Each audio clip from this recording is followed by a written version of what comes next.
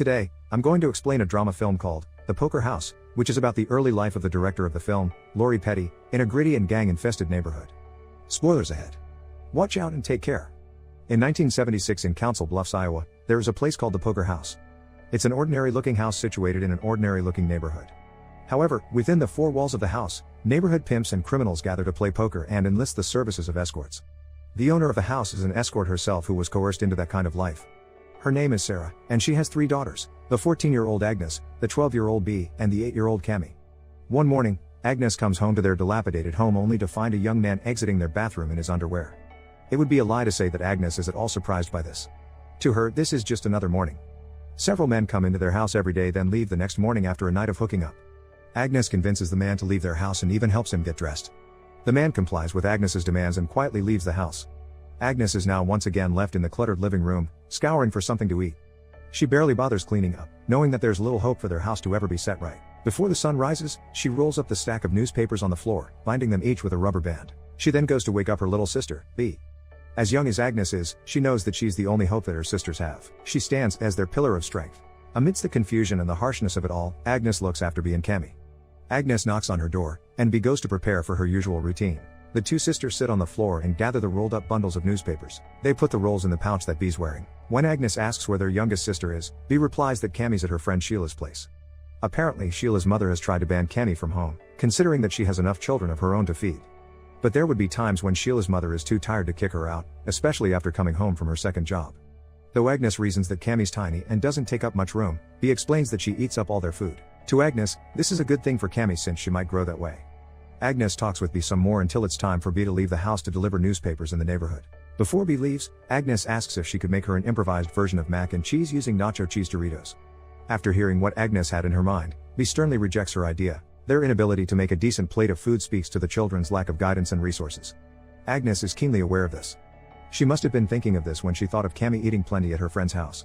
Bea goes on to deliver the rolled up newspapers while Agnes puts on a vinyl record, listening to a bass-heavy track while preparing for a bath.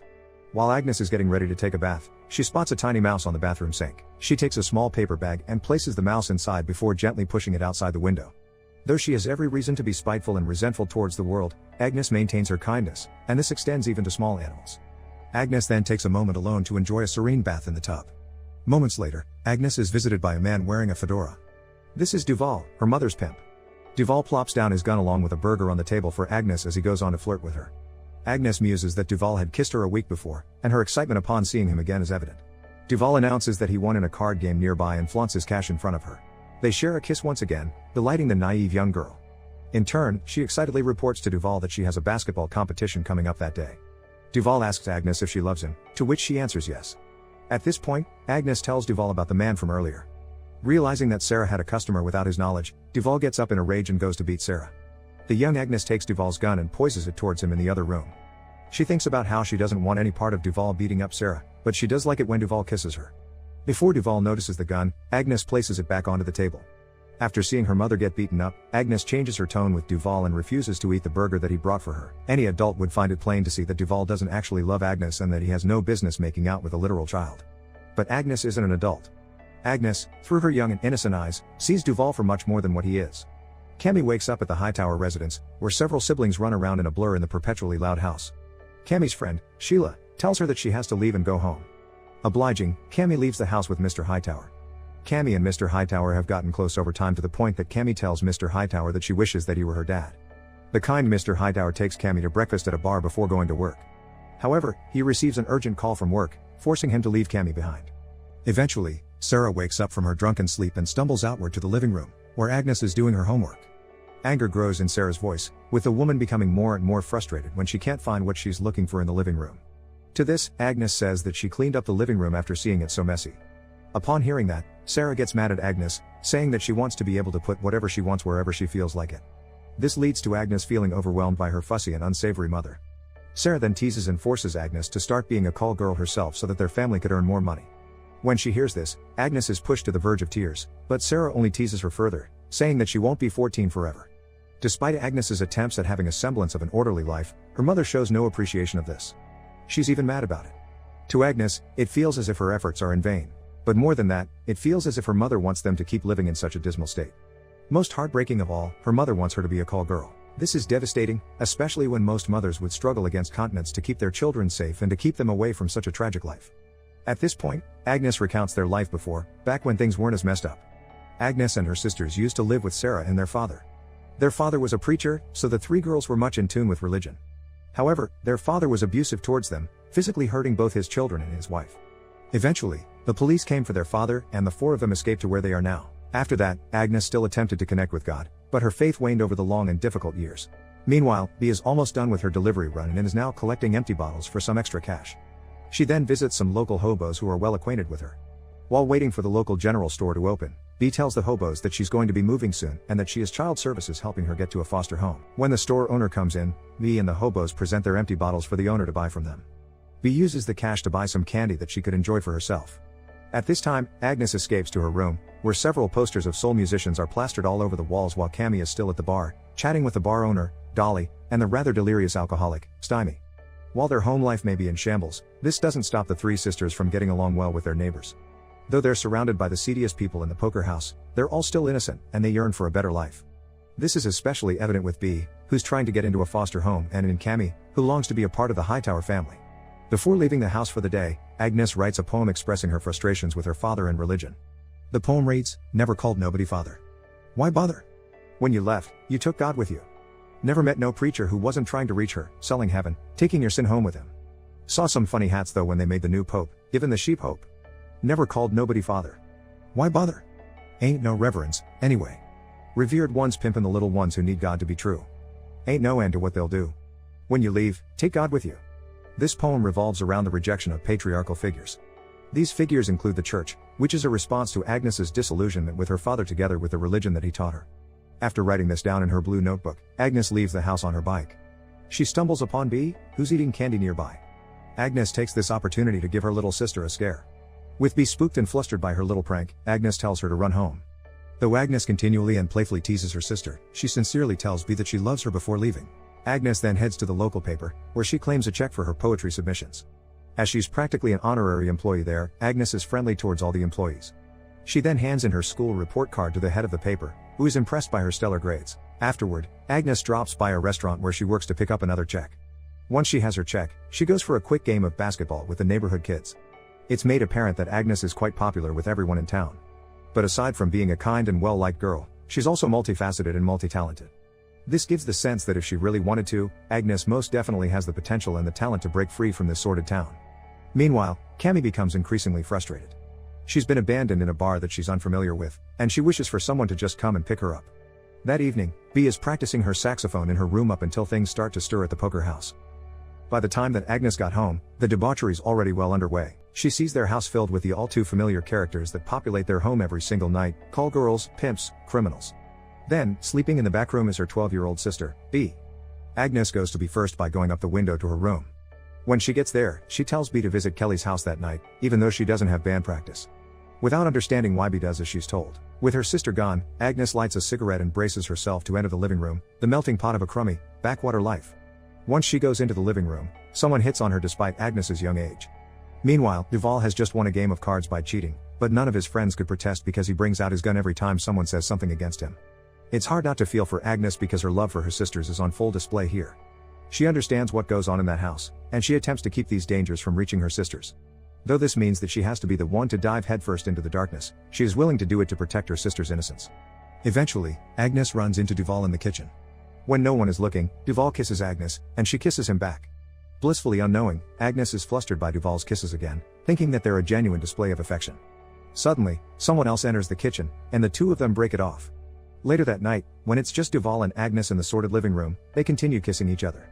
Agnes remains delighted by Duval's kisses as she keeps thinking that he loves her. But soon enough, the girl is brought down to a harsh reality when Duval suddenly takes advantage of her body. Immediately after the horrid act, Agnes panics and rushes into the bathtub. Distraught, Agnes is in shock after having such a despicable thing done to her, and she panics over getting pregnant. She then turns on the water in the tub while blood gushes out of her.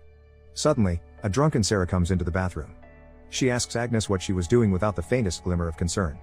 Crushed and devastated, the young girl reaches out for her mother to come and embrace her. Without even acknowledging her daughter's unmistakable cry for help, Sarah only gives her some errands to do. Poor Agnes just closes her arms and embraces herself instead. If there's anyone to be held responsible for the three sisters' lives, it would be their mother, Sarah. But as it stands, Sarah is too consumed by her obsession with Duval and the drugs in her veins. And when she needed her mother the most, all Agnes could feel from Sarah is her emotional coldness and indifference. Sarah recounts a story from when Agnes was a baby. Even at a very young age, all Agnes wanted was for her mother to read a book to her. She mentions a red book that Agnes liked, and she tells Agnes that she had asked her to read that book so many times that she began to grow sick of it. So Sarah made up her own stories while she was reading the book over and over again. However, Sarah remarks that she could never fool Agnes and that she always knew what her mother was trying to do even when she was young. The drunken Sarah leaves the room, never noticing her daughter's disturbed state. This telling display gives the sense that Sarah has some level of awareness of what she's doing to her daughters. The recounting of Agnes's early life indicates that Sarah knows that she can't fool Agnes into living a life that she doesn't want. No matter what she says, the truth will surface and Agnes will come to understand it. Moments later, Agnes barges into the kitchen with Duval's pistol in hand. She overhears Duval telling Sarah that he wants to start selling Agnes, so Agnes points the gun at him. Shooting the gun once, Agnes warns Duval not to move. For all of Duval's smugness, he changes his tone when the shot nearly hits him, and he realizes that Agnes is making a serious threat. But Sarah would step in the line of fire, protecting Duval from Agnes. This only enrages Agnes, so she tells her that Duval had just taken advantage of her. But Sarah refuses to acknowledge what her daughter just said, and she even defends Duval, asserting that he takes care of her. The realization that her mother is a lost cause comes, and Agnes could only say that she'll be leaving. To this, Sarah responds by telling her not to come back to her house anymore. With that, Agnes goes out the door. Agnes heads straight to her basketball game at Ridgeview High. The game is already in the second half and their team's down by 13 points. While she's still upset over what happened at home, her spirits are lifted when she sees all the friends she's made watching and cheering her on. From the local paper employees to the kids she played basketball with, to her coworkers at the restaurant, and more, they're all rooting for her. Amidst the miserable hellscape that swallowed Agnes's day whole, she's still not alone. The love and respect she doesn't receive at home, she finds in the people who she cares for and in turn, care for her. It says a lot about Agnes that she's able to earn the affection and support of those around her. In the next half of the game, Agnes single-handedly brings her team from the brink of defeat to a tied game of 60 points each, a feat never before seen in the school's history. During the final 4 seconds of the game, the superstar Agnes shoots the ball just in time to score an additional 2 points, finally securing their team's victory. That night, Agnes has broken a state record for having scored 27 points in under 7 minutes. Marching out of the school gym, Agnes proceeds straight to her car. Despite her victory, the horrors from earlier continue to plague the traumatized girl, and she goes through a nervous breakdown. She eventually recovers, and Agnes pushes forward, driving now in search of her sisters. She finds them by a bridge looking down near the edge, so she tells them to come inside the car. Finally, the sisters are reunited after a long and difficult day. She plans on taking out B and Cammy to dinner in celebration of her victorious basketball game. After inserting a tape into the car's player, the three jam out to the song, Ain't No Mountain High Enough.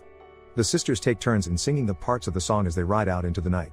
Despite everything, Agnes takes solace in the one redeeming aspect of her life, her sisters. Eventually, Agnes leaves Iowa for New York City to become an artist. 20 years later, Agnes, or Lori Petty, wrote and directed this very film. In a way, the story concludes with an anticlimactic ending. It's natural to yearn for a bombastically triumphant conclusion each time there's a story of hardship and heartbreak. But ultimately, The Poker House is a real-life story. And in real life, things don't always end in a neatly tied bow. We don't get to see exactly how Agnes and her sisters break free from their unsettling world, but in the final minutes of the film, we do get reassurance that things will turn out okay for the family. More than that, this is less of a fully fleshed tale but more of a portrait of what it was like for director and actress Lori Petty growing up in that world. It's a very personal film, but at the same time, it carries universal appeal as it gives voice to young girls everywhere who find themselves in a similarly deplorable situation, as well as the trauma of being taken advantage of by cruel men. Overall, the film is a beautiful take on how three young girls refuse to yield their hearts and spirits to a dreadful world and how they overcome this darkness by finding strength in each other. And this sentiment is displayed through the scene's final song sequence. Subscribe to watch more videos like this. Turn on notifications. And leave a like, it really helps the channel out. Thank you for watching.